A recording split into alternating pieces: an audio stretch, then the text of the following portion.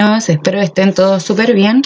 El día de hoy vamos a trabajar en este Power para retroalimentar los talleres, es decir, en qué cosas nos equivocamos, las vamos a ver para poder irlas mejorando en las siguientes actividades. Entonces, partimos. Primero tenemos que saber lo que es una estrategia de comprensión lectora. Las estrategias de comprensión lectora siempre van a ser técnicas que vamos a tener que usar nosotros como lectores para poder entender un texto. Según el tipo de texto que nosotros leamos es la estrategia que vamos a utilizar. Por ejemplo, para los textos literarios, como los cuentos, las fábulas, los poemas, utilizamos un tipo de estrategia, y para los textos no literarios utilizamos otro tipo de estrategia. Estrategias podemos encontrar 12, que son las que están aquí, y nosotros hemos trabajado 5. La primera era extraer información explícita. Luego debíamos ordenar y reconstruir secuencias, que eso lo alcanzamos a hacer en clase las primeras semanas. Luego trabajamos en el taller número 3, que era describir a los personajes. Le siguió el 4, que era reconocer los sentimientos que transmite un poema e identificar el tema de un poema. Trabajamos solamente con textos literarios en los primeros talleres. El taller número 1 teníamos que extraer información explícita. ¿Qué es la información explícita? Es la información que encontramos de manera clara y directa en el texto. Y para extraerla solamente hace falta que tengamos que releer el texto para poder encontrarla. Por eso aquí en la diapositiva anterior aparecía unos ojitos, porque basta con que yo mire el texto, lo lea bien y voy a encontrar las respuestas. Por ejemplo, aquí tenemos una imagen en donde aparece solamente un título, y aquí tenemos una pregunta que dice: ¿de qué color es el traje de Caperucita? Si yo leo el título, tengo aquí una respuesta o una pregunta de información explícita, porque me dice que el traje de Caperucita es de color rojo. Y de igual manera, si observo la imagen, veo a una niña con un traje rojo. Por lo tanto, ese es un ejemplo de pregunta explícita. En el taller teníamos que observar esta lectura, que era El lobo y la garza, y era una fábula. ¿Qué teníamos que hacer? Primero, reconocer en la pregunta la información que necesitábamos. En la pregunta A, por ejemplo, decía: ¿qué le ocurrió al lobo antes de desmayarse? La acción que aquí ocurre, lo más importante, es el desmayo del lobo. Por lo tanto, por eso lo tengo aquí subrayado. Para poder yo encontrar la respuesta a esta pregunta, tenía que buscar en el texto la información como paso número 2, por lo tanto lo tenía que volver a leer. Si se fijan, aquí en el primer párrafo yo subrayé aquí con amarillo, porque aquí aparece mi respuesta y dice: cuando estaba a punto de desmayarse de hambre, vio unos restos de comida que algún animal había abandonado. Por lo tanto, lo que aparece ahí en el primer párrafo es lo que a mí me sirve como información explícita para responder las preguntas. Como ya lo descubrí, me voy al tercer paso y debo extraer la información para poder responder. Por lo tanto, ¿qué le ocurrió al lobo antes de desmayarse? Antes de desmayarse, el lobo vio unos restos de comida. Y así de sencillo era con todas las demás preguntas. En el taller número 2 deberíamos ordenar y reconstruir secuencias. Muchas veces esto también lo trabajamos en matemática cuando ordenamos los patrones. O por ejemplo, si tenemos que ordenar de qué pasó primero, luego y después, o del más chico al más grande. Por eso aquí le puse esos ejemplos en la imagen. ¿Qué es la secuencia de hechos o acciones? Ordenar las acciones considerando el inicio, el desarrollo y el final de la historia. Y aquí aparece un cuadrito con el número 1, 2 y 3. Esto lo alcanzamos a hacer en clases. Por lo tanto, yo debo considerar una acción que haya ocurrido en el inicio, otra acción que haya ocurrido en el desarrollo y otra en el final. Y ahí yo podré ordenar una secuencia de hechos. Observemos el siguiente ejemplo. Aquí tenemos un cuento y debemos ordenar la secuencia solamente a través de dibujos. Dice: el cachorro enlodado. Primero, el cachorro escarbaba el lodo. Luego, el cachorro estaba cubierto en lodo. Y al final, la niña bañó a su mascota. Aquí abajo me aparecen las 3 acciones. Por lo tanto, en la número 1, como aquí dice que el cachorro escarbó el lodo, yo tendría que poner donde el perrito está escarbando el lodo. Luego, el cachorro está cubierto en lodo. ¿Cuál de estas 3 está cubierto en lodo? Esta. Por lo tanto, tengo que ubicarla en el número 2. Y al final, la niña, para limpiar a este travieso cachorro, tuvo que bañarlo. Por lo tanto, la primera imagen sería la última en mi secuencia. En el taller teníamos que observar esta lectura, que era un cuento popular que se llamaba Un buen bocado. ¿Qué teníamos que hacer en la guía? Primero, reconocer las acciones o los hechos que ocurrían a lo largo de la narración. Para esto tenía un ejercicio que me aparecía un fragmento, un pedacito del cuento, y yo tenía que ordenar 3 acciones. Por ejemplo, en la primera acción, aquí dice 3 campesinos fueron un día al mercado. Como aquí tengo un verbo, sé que esa es una acción, por lo tanto esa sería la primera. Luego dice, cuando terminaron su faena, es decir, cuando terminaron de trabajar, ya era demasiado tarde para volver a casa.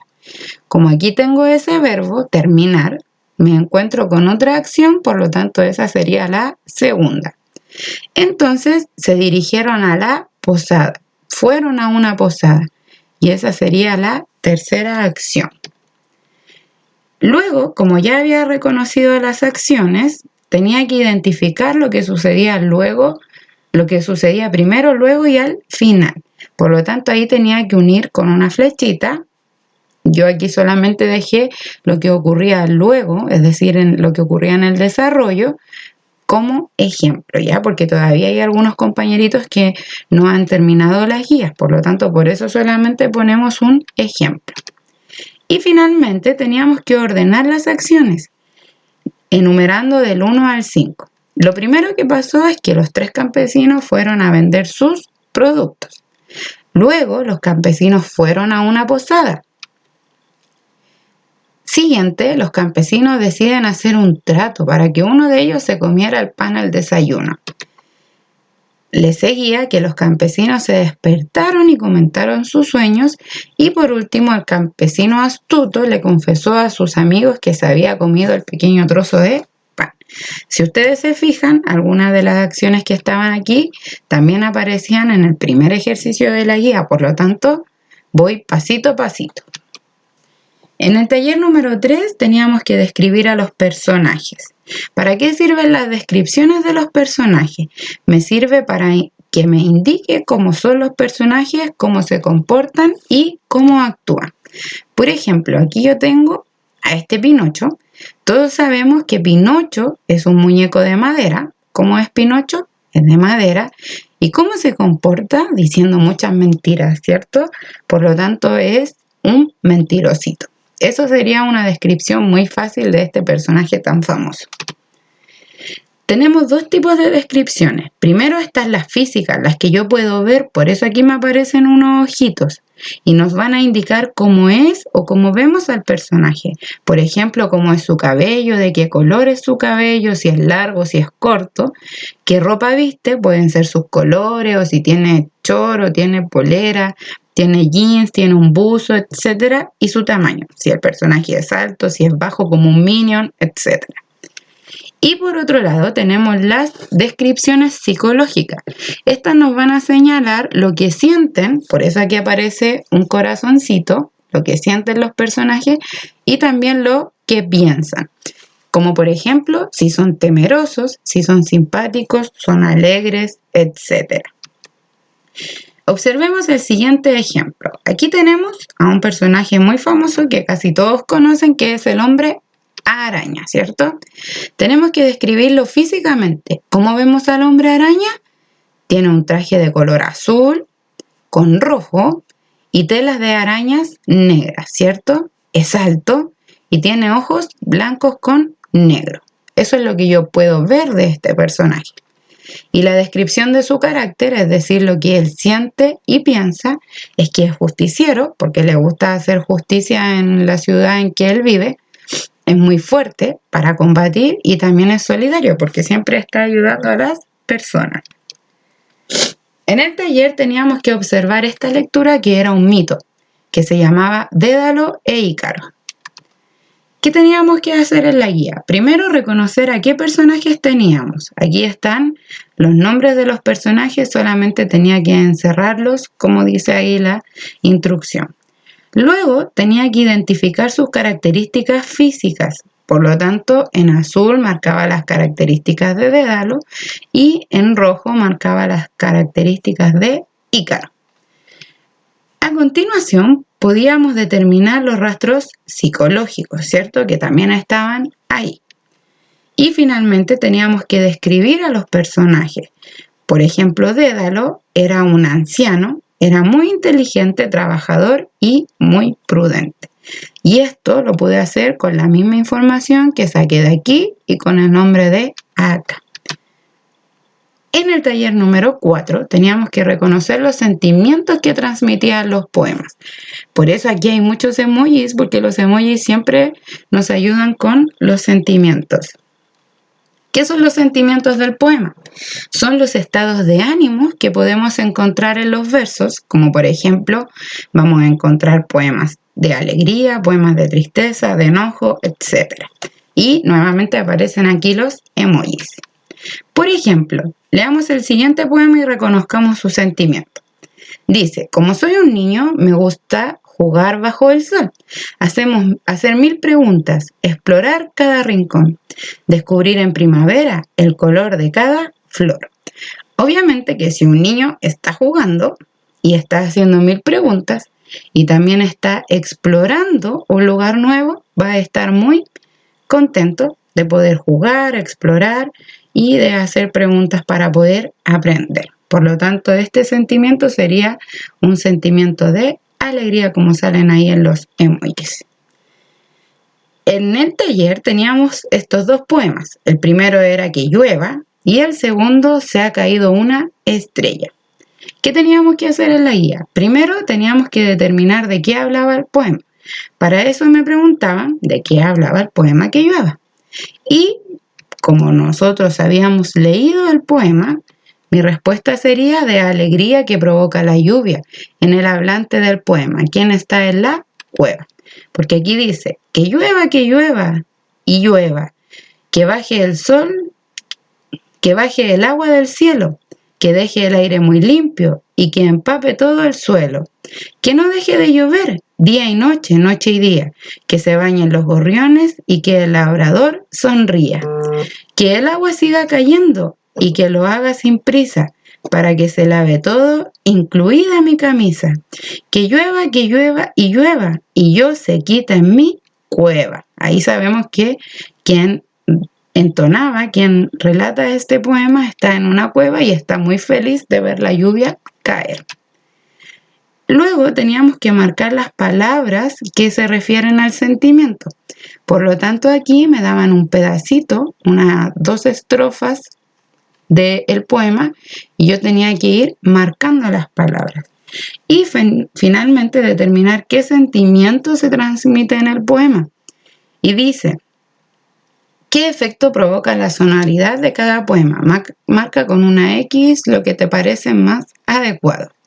Por ejemplo, como yo leí solamente el primer poema, que era que llueva, lo que él causa es alegría de ver tanta lluvia, de que los gorriones se puedan bañar y de que deje todo limpiecito. Por lo tanto, el sentimiento que este poema transmite es de alegría. Y por último, en el taller número 5 teníamos que identificar el tema del poema. ¿Qué es el tema de un poema? Es todo aquello de lo que se habla a lo largo del texto. Y para poder saber, para poder responder a esta pregunta, podemos preguntarnos ¿de qué habla el texto? Aquí teníamos que observar la lectura del poema del grillo. ¿Qué teníamos que hacer? Primero reconocer el título del poema, que como lo leímos recién era El grillo, ¿cierto?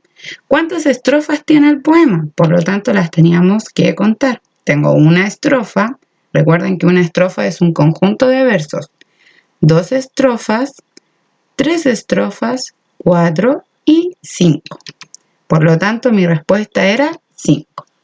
Luego teníamos que reconocer de qué hablaba cada estrofa. Aquí me aparecían muchos de estos cuadraditos verdes, yo solamente seleccioné uno y dice, el grillo negro brilla entre la hierba amarilla que se acuesta. ¿De qué me está hablando esta estrofa? Del color del grillo, que el grillo era negro y estaba brillando entre su hierba que era como su casa, ¿cierto? Luego teníamos que relacionar las ideas de las estrofas con el título del poema. ¿Cómo se relacionaban estas? Porque el poema nos entregaba muchas características del grillo, principalmente de su canto.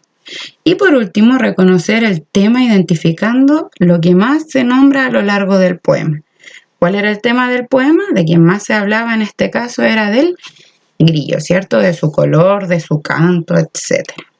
Y eso, si alguna de las actividades les resultó muy difíciles o no las pudieron resolver, recuerden que lo importante es que lo intentemos, ¿ya? Cuando volvamos a clase, todo esto lo vamos a retomar y lo vamos a seguir practicando para que ustedes lo puedan aprender muy bien para que también les sirva para el próximo año. Ante cualquier duda, recuerden escribirme, ahí está mi correo, pueden mandarme preguntitas o algún video si es que les cuesta escribir para yo poder ayudarlos, ¿ya? Eso, cariños a todos, espero que hayan disfrutado el video, nos